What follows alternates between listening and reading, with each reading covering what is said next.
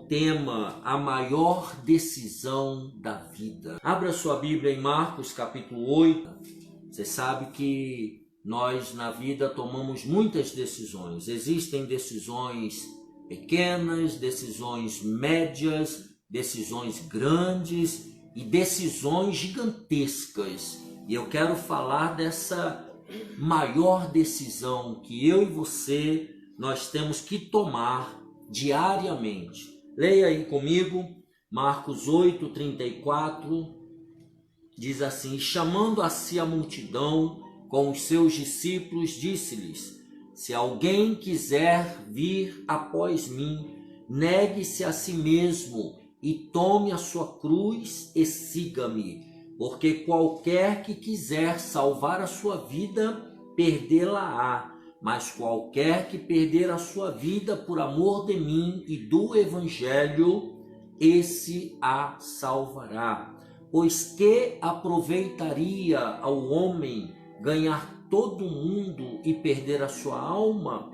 Ou que daria o homem pelo resgate da sua alma?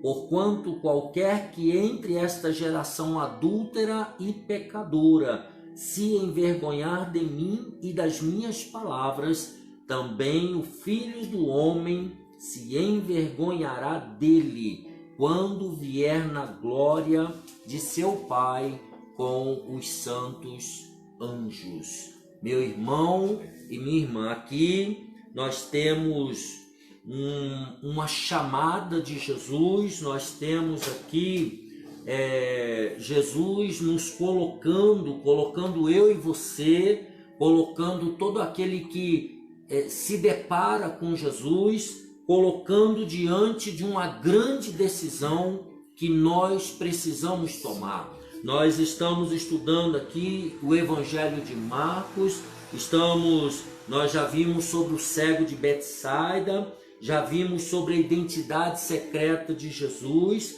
já vimos Pedro tentando tirar Jesus do propósito, e Jesus então dá aquela dura em Pedro, né, falando que ele só pensa nas coisas humanas. E agora então no versículo 34, ele vira para os seus 12 apóstolos, mais os outros 70 e mais a multidão que ali estava, e ele diz: se alguém quiser ser meu seguidor, se alguém quiser andar comigo, se alguém quiser tomar essa decisão, que você vai entender já já, a maior decisão que um ser humano precisa tomar na sua vida. Ele diz: se alguém quiser ser meu seguidor, primeira coisa, negue-se a si mesmo.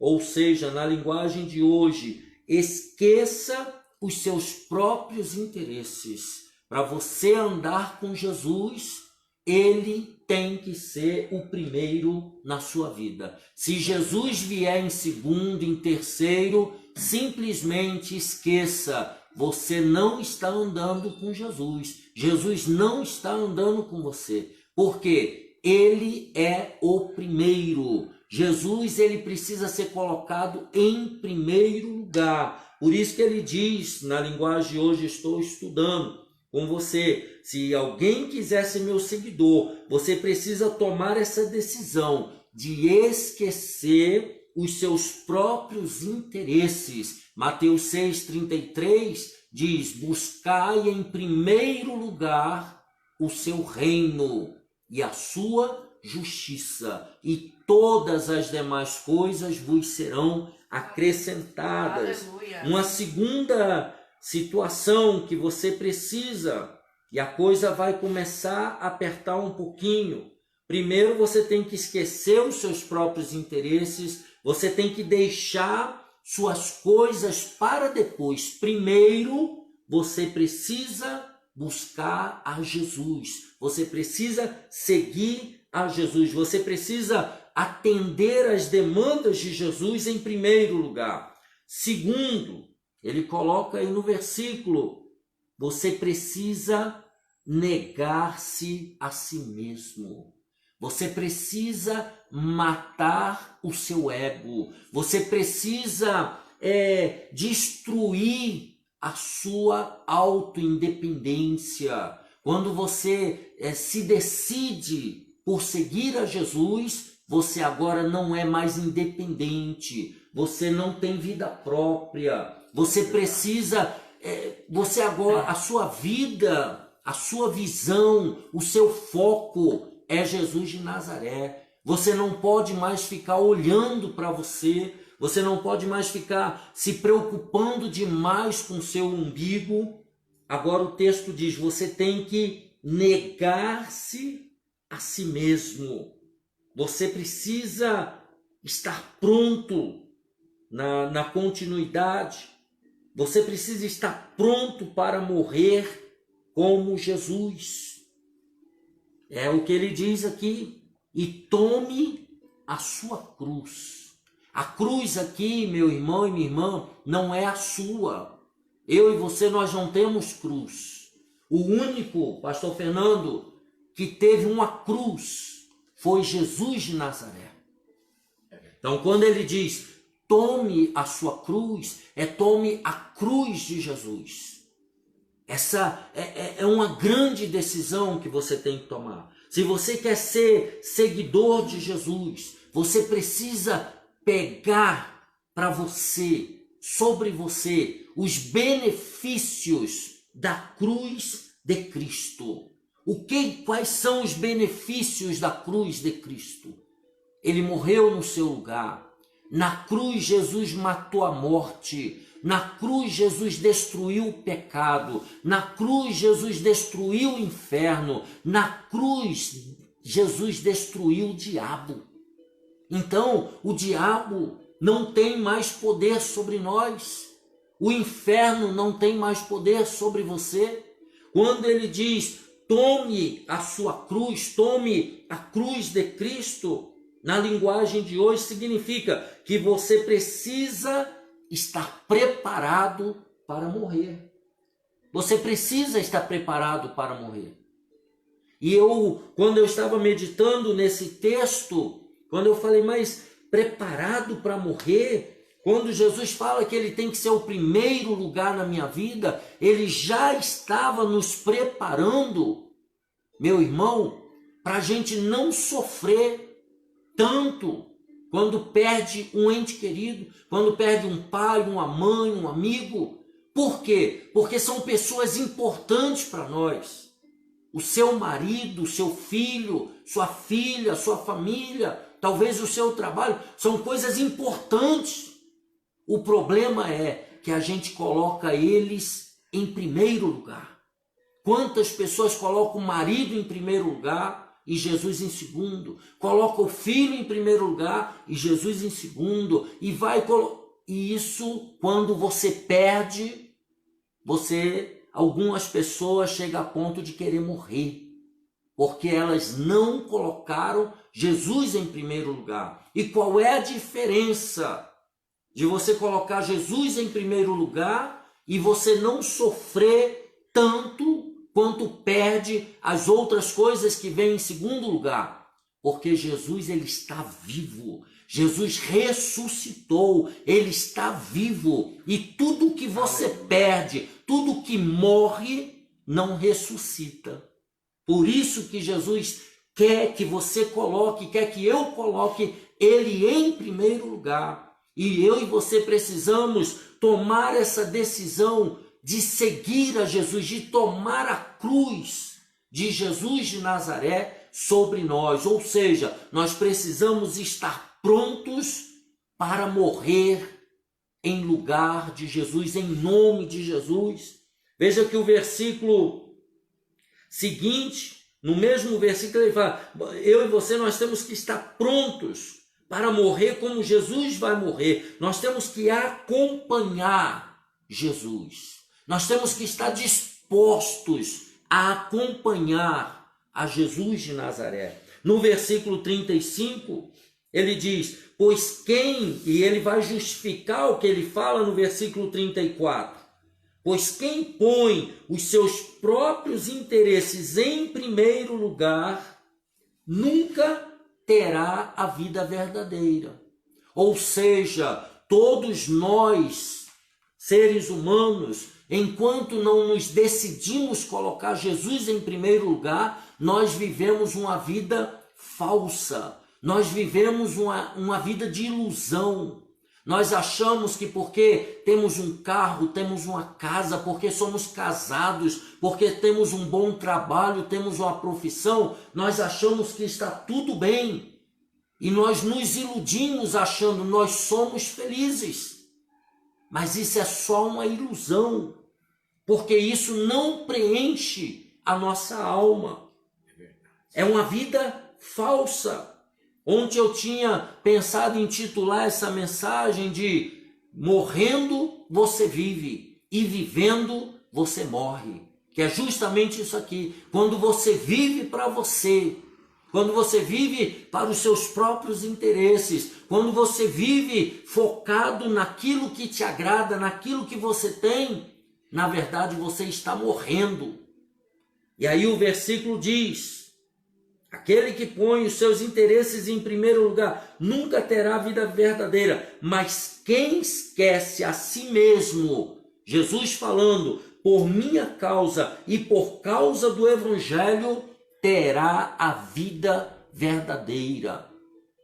E aqui, além desse plano presente, ter a vida verdadeira, quando você tem um encontro com Jesus, quando você toma essa decisão de ser discípulo de Jesus, você passa a ter a vida verdadeira. E o que é, pastor Fernando, a vida verdadeira? É a vida eterna. Além de você passar realmente a ser feliz aqui nessa terra, porque Jesus ele vai preencher todos os vazios da sua alma, do seu coração, da sua mente, você começa a viver a vida verdadeira, a vida eterna.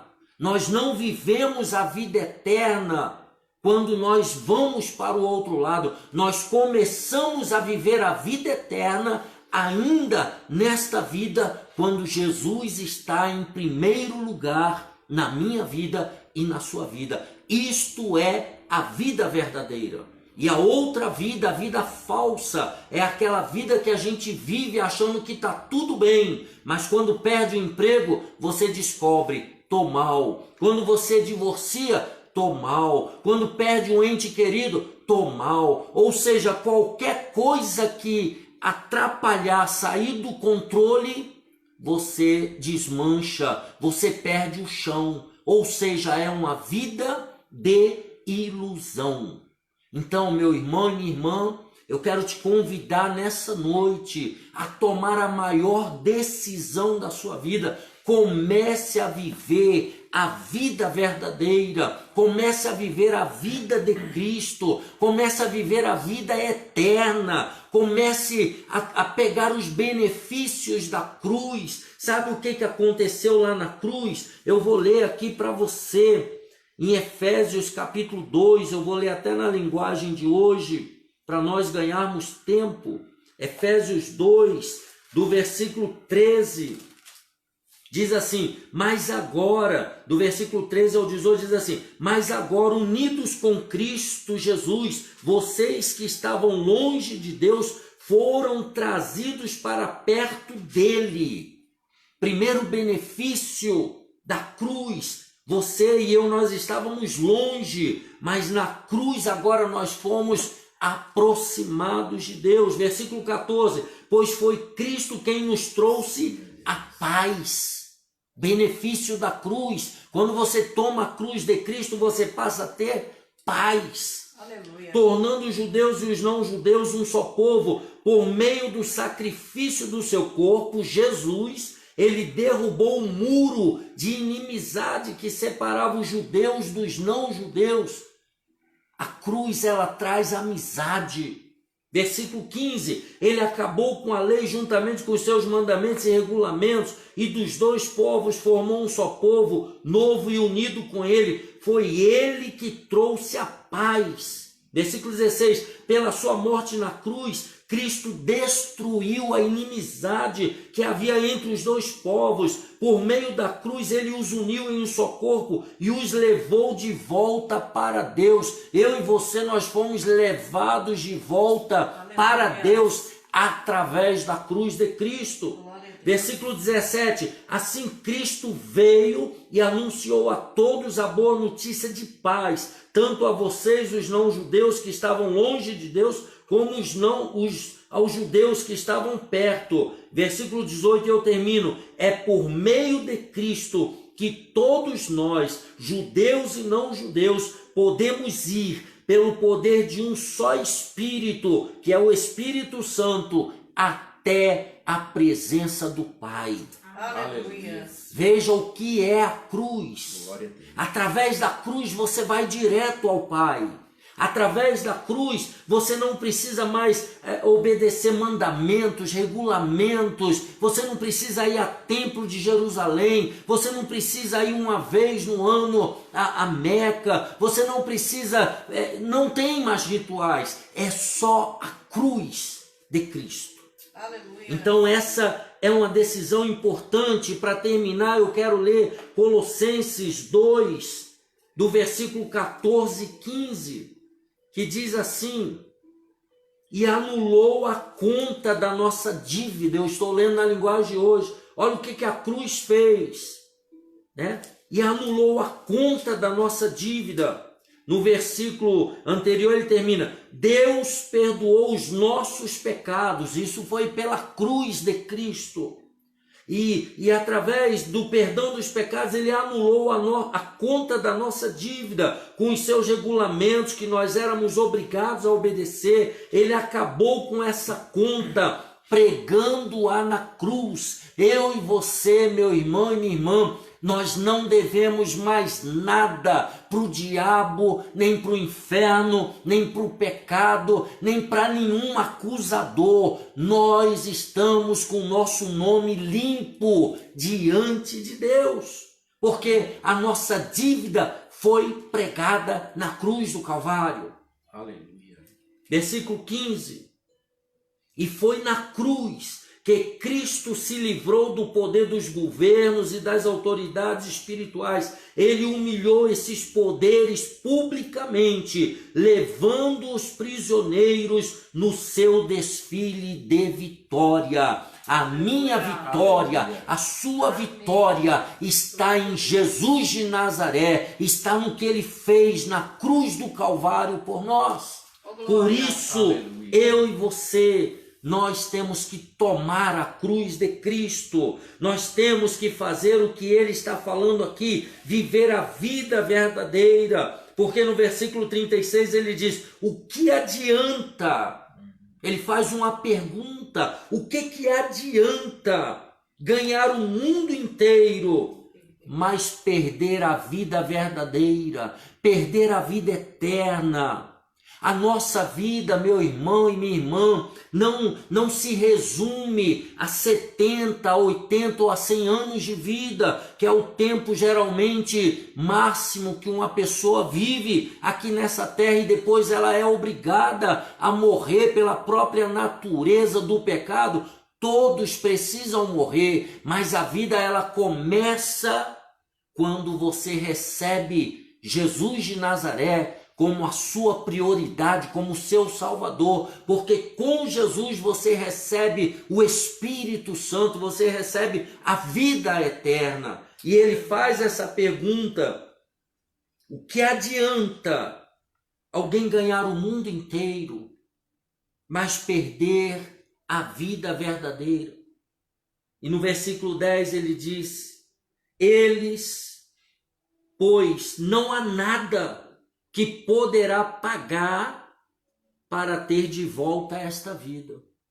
Não tem nada. Depois que você partir desta vida, depois que você fechar os seus olhinhos, depois que você ficar a 7 metros do chão, dentro de um caixão, não há mais nada que se possa fazer. A maior decisão da minha vida e da sua vida tem que ser enquanto nós estamos aqui, vivos, com saúde, falando nas nossas faculdades mentais normais, lúcidos, no exercício do nosso livre-arbítrio. Porque depois que você partir, não tem mais o que fazer. Lá em Lucas 16, quando fala do rico e de Lázaro, a Bíblia diz que Lázaro, quando morreu, os anjos levaram-no para o seio de Abraão. E diz que o rico também morreu.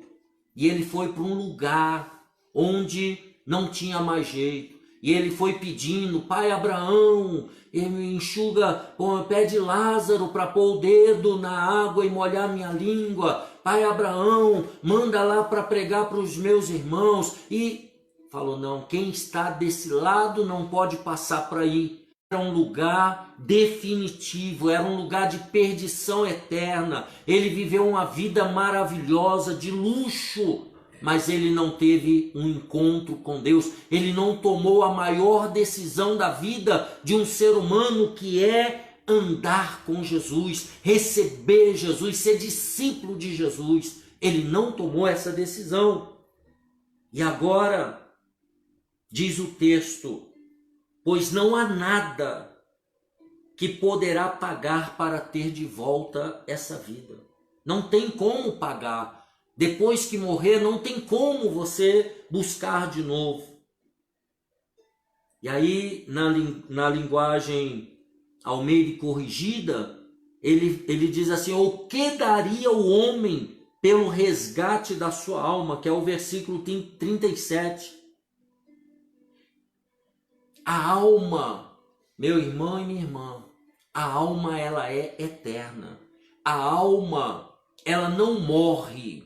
O corpo morre, mas a alma, ela é eterna. Quando você recebe Jesus, quando você decide por Jesus, você começa a viver a vida eterna. O preço da sua alma teve um valor eterno. O preço da sua alma custou o sangue de Jesus, porque o sangue de Jesus, o que ele fez na cruz do Calvário, é uma moeda eterna. Por isso que ele perguntou: o que daria, ou com que o homem pagaria pela sua alma? Não tem preço. Neste mundo não tem preço. Porque ele diz: o que aproveita o homem ganhar o mundo inteiro? Ou seja, o mundo inteiro não seria suficiente para pagar a salvação eterna da sua alma. E ele termina dizendo, e eu também termino essa reflexão sobre a maior decisão da vida. O versículo 38. Portanto, se nessa época de incredulidade e maldade, isso na época de Jesus, e isso se aplica na nossa época também, época de incredulidade, época que as pessoas não querem acreditar. Era a mesma coisa na época de Jesus. Eles viram Jesus andando sobre o mar, eles viram Jesus ressuscitando mortos, eles viram Jesus curando o leproso, eles viram Jesus não cometendo nenhum erro, mas eles não acreditaram em Jesus. E hoje é a mesma coisa. As pessoas estão numa época de incredulidade, uma época de maldade, uma época de pessoas ruins, pessoas odientas, pessoas que odeiam gratuitamente, pessoas que são más naturalmente. Então ele diz: se nessa época de incredulidade e maldade alguém tiver vergonha de mim e dos meus ensinamentos, então o Filho do Homem, ele está falando dele mesmo, de Jesus de Nazaré, quando voltar, quando vier na glória do seu Pai, com os santos anjos, também terá vergonha dessa pessoa. Na linguagem Almeida corrigida, ele diz: se alguém se envergonhar de mim, das minhas palavras, também naquela época, quando Jesus voltar, o Filho do Homem se envergonhará dele quando vier na glória de seu Pai com os santos anjos. Portanto, eu e você, meu irmão, nós precisamos hoje tomar a maior decisão da nossa vida. E qual é essa decisão? Receber Jesus como Senhor e Salvador da sua vida. Segundo, andar com Jesus dentro do padrão da palavra. Andar com Jesus, ser seguidor de Jesus, não é do meu jeito, não é do seu jeito, é do jeito que ele deixou registrado. Negando-se a si mesmo, deixando seus interesses para depois, tomando a cruz de Cristo, não se iludindo com falsos ensinamentos, não se iludindo com regulamentos, mas você tomando a cruz, olhando para a cruz de Jesus, recebendo o milagre do sangue de Jesus na sua vida e tomando a decisão, a maior decisão da sua vida, de que você não vai perder, em hipótese alguma, essa salvação que Jesus conquistou na cruz do Calvário por você. Nada. Pastor Fernando outro dia pregou aqui Romanos 8, a partir do versículo 31. Ali está escrito: nada poderá nos separar do amor de Cristo, nem a morte, nem a vida, nem problema, nem divórcio, nem casamento, nem filho, nem adultério, nem mentira, nem calúnia. Você precisa focar na cruz de Jesus e tomar a decisão: eu não vou perder a minha salvação por nada nesse mundo. Eu não vou perder a vida verdadeira por nada nesse mundo. Esta é a maior decisão que eu e você precisamos tomar nessa vida. Eu quero orar com você nesse momento para finalizar esta reflexão. Se você quiser dar um posicionamento aí, se você quiser falar: eu decido, eu quero tomar essa decisão na minha vida, eu quero pertencer a Jesus de Nazaré, eu quero receber Jesus como meu Senhor e Salvador, eu quero orar por você agora. E se você quiser escrever aí, declarando, profetizando: eu quero ser de Jesus, eu quero ser discípulo de Jesus, eu quero viver o evangelho real de Jesus. Escreva aí que eu estou orando por você agora. Pai, em nome de Jesus, olha esse homem, essa mulher que está ali do outro lado. Olha, Senhor Deus, para nós quatro aqui, pastora Carmina, pastora Raquel, pastor Fernando. Ah, Senhor, não deixe que nada nos separe do teu amor. Segura firme, meu Deus, nas nossas mãos, nos protege de todo mal, nos livra das garras, Senhor, dos demônios, das setas malignas. Ajuda esse homem, essa mulher, Senhor, que está tomando essa decisão de ser discípulo de Jesus. Pai, abençoa com saúde, com paz e prosperidade. Nós oramos em nome de Jesus. Amém.